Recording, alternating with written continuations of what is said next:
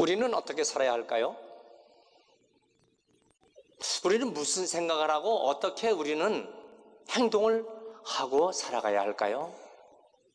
그 해답은 오늘 성경에 말씀하신 것처럼 예수님처럼 예수님이 생각하신 것, 그리고 예수님이 행하신 것, 그것을 따라 사는 것이 예수님의 제자의 모습이고, 당연히 우리가 그 길을 걸어갈 줄 믿습니다. 그래서 오늘 말씀의 제목은 예수님처럼, as the Jesus Christ, 예수 그리스도, 그분이 어떻게 생각하시고 살아가셨을까? 사람의 감각이 5가지가 오감이라 그래서 보는 시각, 듣는 청각, 냄새 맡는 후각, 맛을 보는 미각, 손으로 만지는 촉각. 그래서 어린아이들에게 교육학 이론으로 보면은 단순히 말만 하지 말고 아이들에게 시청각 교재를 보여주고, 뿐만 아니라 그것뿐만 아니라 만지게 하고, 찰흙은 이런 거야. 찰흙을 뭉쳐서 어떤 물건을 만들게 하고, 각가지의 이런 교육 자료를 활용합니다. 우리가 하나님 말씀을 전할 때, 받을 때 단순하게 전도지 그리고 말만 하는 것이 아니라 하나님 말씀이 만져지게 하고 체험되게 하는, 그래서 하나님께 돌아오도록 하는 이 전도의 사역. 예수님께서는 이 땅에 오셨을 때 마가복음 1장 35절 이른 아침 새벽에 새벽기도 하시고, 38절 예수님께서 가까운 마을로 가시면 내가 이를 위해서 전도하러 왔노라 말씀하시면서 39절 보니까 귀신을 내쫓고 병든 자를 고치고 하는 사역을 하셨어요. 그래서 저는 오늘 우리가 하나님 말씀을 예수님처럼 어떻게 받고 행하는가, 그것을 나누면서 함께 은혜를 우리가 받고자 합니다. 자, 하나님께 돌아오는 효과적인 전도의 모습 어떻게 하셨을까? 제일 첫 번째, 복음을 전해야 한다. 그래서 오늘 말씀 보면 35절에 예수님께서 가르치시고 천국 복음을 전파하시고 모든 약한 것을 고치시고 3대 사역으로 말씀하셨어요. 가르침, 전파하심, 고치심. 그래서 teaching, preaching, healing 이렇게 말씀하신 거예요. 똑같은 말씀이요. 마태복음 4장 23절에도 이렇게 예수님은 3대 사역을 하셨습니다. 하나님이 이 땅에 인간의 모습으로 오신 예수 그리스도, 그분을 우리가 전하는 것 첫 번째, 우리 입으로 전파해야 합니다. 가장 기초적인 방법이죠. 그런데 입으로 전할 때 사람의 지혜나 사람의 지식으로 전하는 것이 아니라 하나님이 살아계시고 성령의 능력으로 말씀을 전파할 때 놀라운 기적이 나타나는 것입니다. 자, 우리가 말씀을 전파하는 것, 그 믿음으로 받고 믿음으로 전할 때 그곳에 성령의 역사하심이 나타나 새로운 생명을 만드는 것입니다. 자, 그래서 사도 바울은 너희들이 때를 얻든지 못 얻든지 항상 힘쓰라고 디모데후서 4장 2절에 말씀했어요. 왜 그럴까요? 언제 어디서 어떤 하나님의 역사하심으로 말미암아 구원하실 택한 백성이 천국 백성으로 만들지 모르기 때문에 때를 얻든지 못 얻든지 항상 힘쓰라. 우리는 이 사실을 기억하고 그리고 하나님의 말씀을 전파해야 할 줄 믿습니다. 로마서 10장 17절 믿음은 들음에서 나요. 들음은 그리스도의 말씀으로 말미암는 것입니다. 일단은 말씀을 전해야지. 전하는 자가 없이 어떻게 들을 수 있어요? 그런데 그것은 그리스도의 말씀을 전할 때 하나님의 역사가 나타나기 때문입니다. 요나서 3장 4절에 보면 요나가 하나님 말씀대로 니느웨 성에 가서 이제 40일이 지나면 이 성이 무너지리라 외쳤습니다. 여러분, 어떤 일이 생각났습니까? 그 죄악에 멸망받을 하나님이 멸하기로 작정한 니느웨 성 사람들이 왕부터 시작해서 짐승까지 모든 백성까지 다 금식하고, 그리고 저들이 베옷을 입고 죄를 회개하고 하나님께 돌아왔어요. 멸망받을 니느웨 성 사람들이, 저들이 다 구원받는 역사가 나타났어요. 어떻게? 말씀을 외치니까, 전파하니까 나타나는 것입니다. 요한복음 4장 3절 이하에 보니까 예수님은 전도하러 사람을 정하신 거예요. 내가 누구에게 복음을 전해서 구원받게 할까? 사람을 정했어요. 어디? 수가성에서 우물가에 나온 그 여인을 정했어요. 두 번째 방법, 그에게 가까이 다가갔습니다. 그리고 물을 달라고 했어요. 왜요? 일단 대화를 하기 위해서 마음문을 여는 거거든요. 세 번째 단계는 뭐였어요? 상대방의 필요가 무엇이냐? 네 남편을 불러오라고 그랬어요. 치명적인 자기 약점을 찌르는 것입니다. 난 남편 없는데요? 내 말이 맞아. 너 남편 5이 있었지. 네 지금 있는 남편도 내 남편이 아니잖아. 죄를 공격하는 예수님 앞에 그 여인은요, 깜짝 놀라버리는 거예요. 하나님 아니면 자기의 죄를 해결할 방법이 없어. 죄를 해결하는 방법이 뭐예요? 예배예요. 예수님과 대화가 이제 예배로 갑니다. 결국 그 예배의 주인공은 뭐야? 예수 그리스도 주님을 가르쳐 주셨습니다.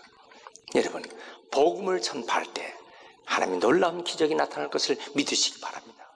두 번째 모습, 본을 보이셨어요. 예수님께서 어떻게 하셨는가? 제자들을 보이면 함께 가면서 본을 보였다고요.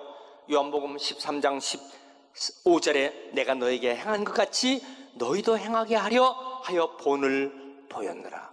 예수님께서 제자들과 함께 식사, 함께 마을에, 함께 병든 자, 함께 귀신 쫓아내고 하셨던 모든 것을 다 보여주셨어요. 자, 그래서 제자들은요, 예수님 하신 모습을 보고 제자들이 변화되는 거예요. 뿐만 아니라 그들이 축복된 길로 인도해 주는 것입니다. 성경의 사도들이 행하는 것, 실제 변화의 증거를 나타냈습니다. 그래서 저들이 하는 복음 전파에 주님이 함께 하심으로 능력 있는 전도가 된 것입니다. 중요한 단어, 전도는 능력 전도가 되도록 주님께서 함께 해 주시는 것입니다. 여러분, 우리 안에 복음의 능력이 나타날 것을 믿길 바랍니다. 우리가 복음을 전할 때에 하나님의 능력이 나와 함께 하심을 믿으시기 바랍니다. 사도행전 4장 20절, 우리는 보고 들은 것을 말하지 아니할 수 없다. 이게 뭐예요? 이거 곧 증인이라고요. 법적인 용언이라고요. 법정에서 내가 본 것, 내가 들은 것, 내가 이제 말합니다. 내가 주님으로부터 보고 들은 것 말하지 아니할 수가 없다. 베드로후서 1장 16절, 우리 주 예수 그리스도의 능력과 강림하심을 너에게 알게 한 것이 공교하게 만든 이야기가 아니라 우리는 그의 크신 위엄을 친히 본 자라 그랬어. 우리가 영락교회 신앙생활하면서 여러분, 우리의 눈으로 봤잖아요. 하나님께 함께 하시는 것을 우리가 체험했잖아요. 여기까지 하나님께서 역사하신 모든 것을 봤잖아요. 병든 것을 고치고 죽은 자를 살리고 놀라운 하나님의 역사를 우리가 봤단 말이에요. 그래서 본 것을 전하는 것, 그것이 당연히 우리의 책임이 아니겠습니까? 여러분, 그런데 이렇게 하기 위해서는 우리가 어떻게 해요? 주님이 하셨던 모습을 보이는 거예요. 여러분, 전도는요, 명사가 아니라 동사입니다. 마음이 감동되게 하는 것입니다. 희생하고 실천하고 인내하면 반드시 열매가 맺혀질 줄 믿습니다. 예수님처럼 예수님의 마음을 가지고. 자, 그러면 세 번째는 어떻게 했을까요? 예수님은 저들에게 굶주린 자에게 먹을 것을 줬어요. 36절 말씀 보세요. 무리를 보고 불쌍히 여겨 목자 없는 양같이 고생하며 기진함을 봤어요. 양은요, 목자가 있지 않으면 안 돼요. 양은 보는 길이가 앞에 3m 이상을 볼 수가 없어요. 양은요, 날카로운 발톱이 없어요. 양은요, 들이받을 뿔이 없어요. 양은 발도 짧아요. 뛰어서 도망도 못 가요. 양은 목자가 있어야만 양은 살아나는 것이에요. 목자 없는 양같이 먹을 것이 없어서 기진할 때 예수님은 그들을 고쳐주시고 먹을 것을 주셨습니다. 굶주린 자들에게 먹을 걸 줬어요. 교회는 구제단체가 아닙니다. 교회는 사회활동 단체가 아닙니다.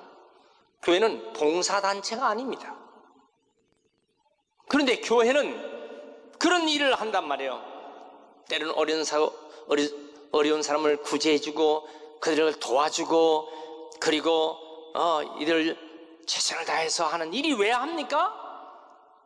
왜 배고픈 자에게 밥을 주고?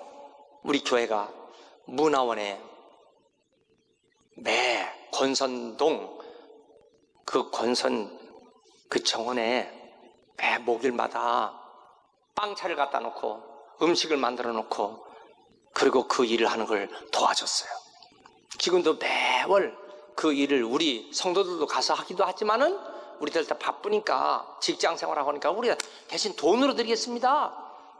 그래서 그 물건을 사고 음식을 사서 매 목요일마다 권선 정원에서 우리가 밥을 먹여주고 하는 사람이 200명, 250명씩, 많을 때는 300명씩 이 일을 같이 합니다. 왜 그럴까요? 그 먹여주고 도와주고 이러한 일들을 우리가 하고 있는 것 아니겠습니까? 여러분, 우리가 예수님께서 하신 것처럼 오병이의 사건이 뭐예요? 장정만 5,000명, 남자, 노인, 어린이 합치면 수만 명이에요. 자, 그들이 사흘 동안 먹지 못해 굶주렸어요. 저녁은 됐어요. 해는 넘어가 먹을 것은 살 수 있는 가게도 없고 공장도 없어요. 근데 예수님이 그들을 불쌍히 여겼어요. 마태복음 15장 32절에 저들 먹을 것이 없이 굶주림을 보고, 그리고 그들을 그냥 보내지 않고 먹게 해서 살려놨습니다. 예수님은요, 육신의 질병도 고쳐주셨어요. 긍휼을 베풀어 주셨어요. 누가복음 7장 21절을 예수님께서 질병과 고통과 악귀 들린 자 많이 고치시고 또 많은 소경을 보게 해주셨어요. 히브리서 13장 16절에 오직 선을 행하고 서로 나눠주기를 잊지 말라. 이 같은 제사는 하나님이 기뻐하시니라. 야고보서 2장 15절 만일 형제 자매가 헐벗고 일용할 양식이 없어서 있을 때에 편안히가 더웁게 해 배부르게 하라 하며 그 몸에 쓸 것을 주지 않으면 무슨 이익이 있으리요? 그 이익이 없으니까 그들을 도와줘야 될 게 아니야? 이런 말씀이에요. 요즘 물병 들고 다니는 사람 많아요. 그래서 요즘 많은 물상품이 나와서 어떤 물상품은 1,000원짜리도 있고 1,500원짜리도 있고 종류도 많아요. 목마름 갈증을 청량음료로 해결하려고 하는 사람들 많다고요. 그렇지만 진정한 목마름이 해결됩니까? 먹어도 목마름 해결할 수가 없어요. 영적인 목마름에 허덕여서 정신적으로 문제가 있어요. 육신적으로 문제가 있어요. 영적으로 문제가 있다고요. 이 목마름을 누가 해결합니까? 예수 그리스도 안에서 우리 예수님이 해결해 주시는 걸 믿으시기 바랍니다. 크게 아멘 하세요. 따라합시다. 주여, 나의 목마름을 해결해 주옵소서. 예수 안에, 예수님께서 곧 길이요 진리요 생명이니 예수 안에서 모든 목마름이 해결될 줄 믿습니다. 내 개인의 목마름, 내 가정의 목마름, 내 자녀를 향한 목마름, 내 직장과 일터와 공부하는 데 목마름, 내 건강의 목마름 다 해결해 주는 우리 주님 앞에 이끌어 인도하는 사실은 얼마나 귀한 사실이 됩니까? 전도는 능력입니다. 하나님 말씀을 전할 때 못 이룰 것이 없을 줄 믿습니다. 저 남태평양의 지도상에 아주 작은 섬 하나의 섬이 있어요. 그 섬이 빛가린 섬이라는 섬이 있습니다. 그런데 그 남태평양 빛가린 섬 지도상의 아주 조그만 섬에 망망대해의 아주 외딴 섬입니다. 근데 그 섬에요, AD 1700년, 지금부터 320년 전에 바운티오 선박이 그 옆을 지나가게 되었습니다. 그런데 그 바운티오 선박 내에서 항명 폭동이 일어났어요. 선장 말을 듣지 않고 폭동이 일어났습니다. 칼부림 사건이 생겨났어요. 지들끼리 막 싸우다가 결국은 이 섬에 이 배는 표류해서 올랐었습니다.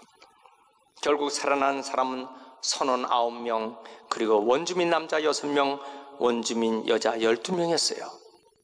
섬에서 아무것도 할 것이 없는 거예요. 너무너무 무료해.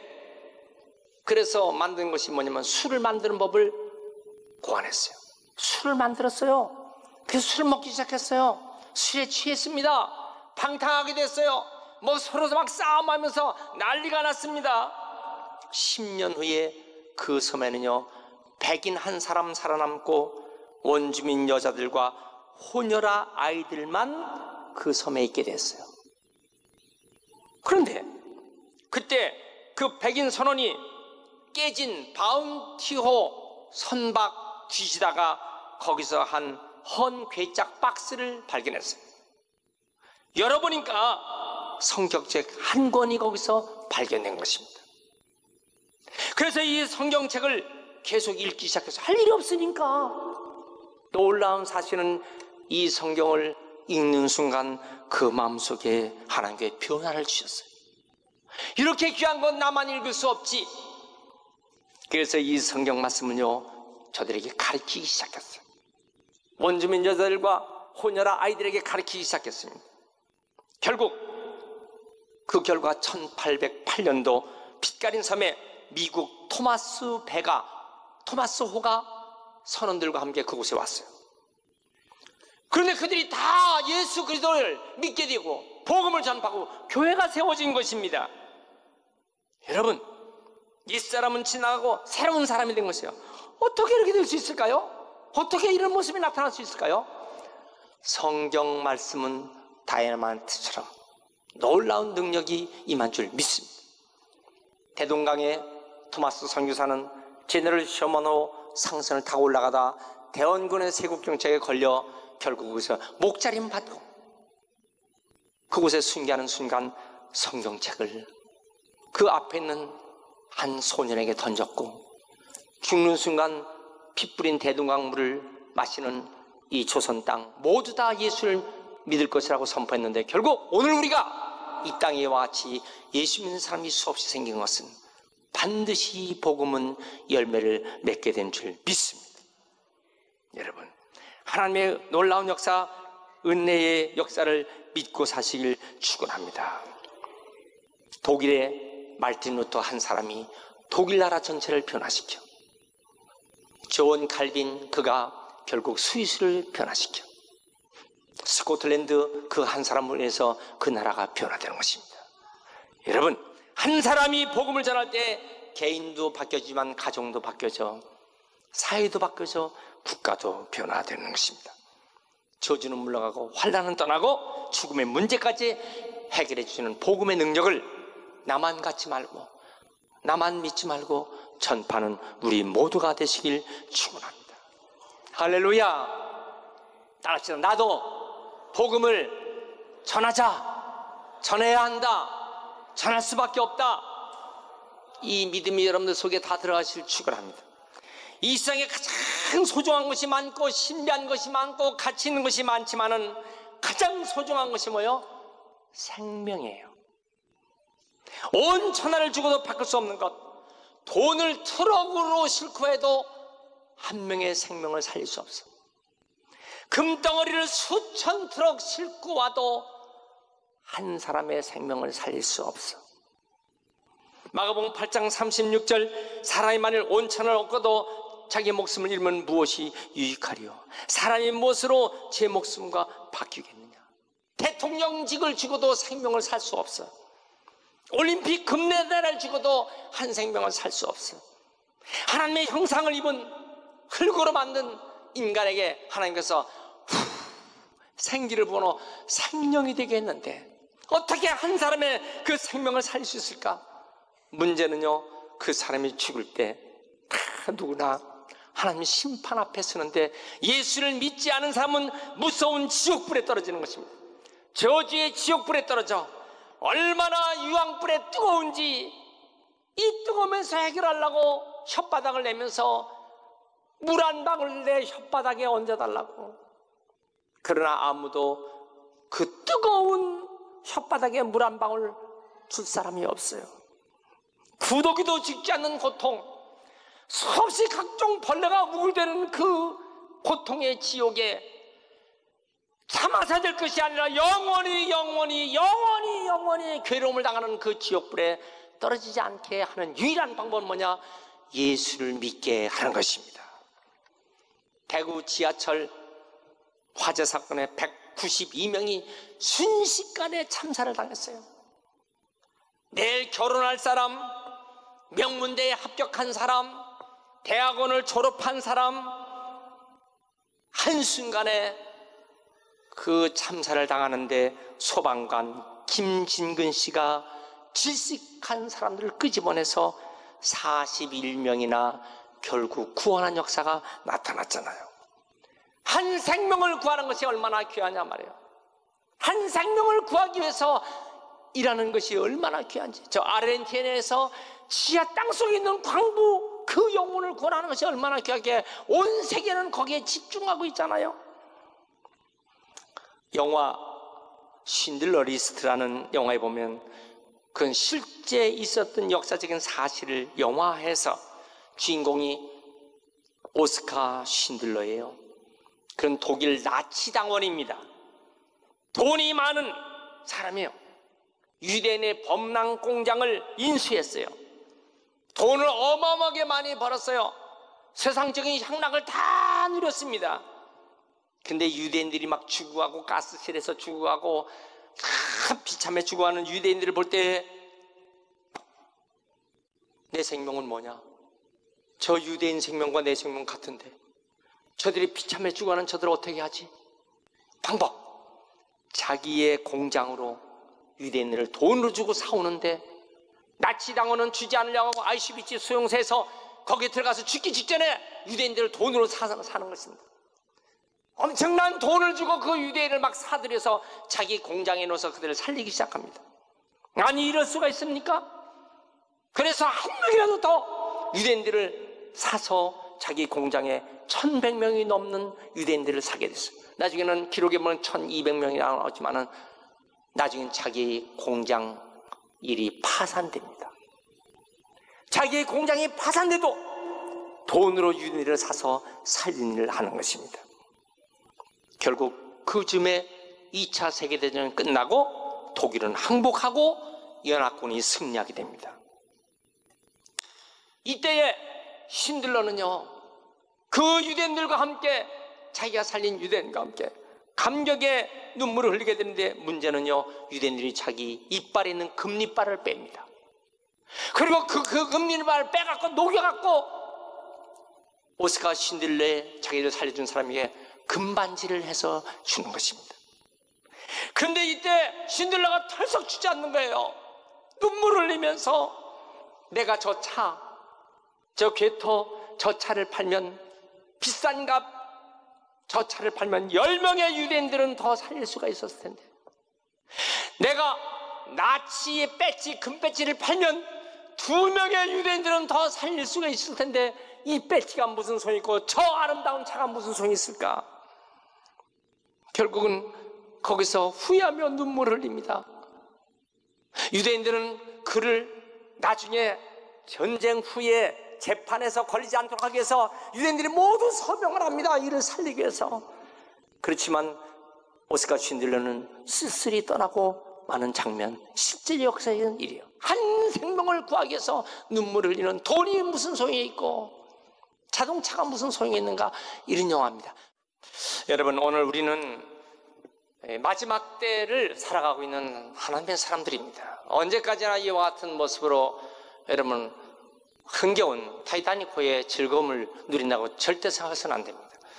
우리 마지막 때 오직 복음 전파로 땅끝까지 추수할 일꾼을 찾는 주님의 말씀, 내가 추수꾼을 찾는다 그래서 추수할 것은 많대. 추수할 것이 너무 많아요. 우리 동네, 전 세계에 추수할 것이 너무 많아요. 이때 내가 추수꾼이 되어서 영혼을 구원하는 귀한 사명에 함께 하시길 축원합니다.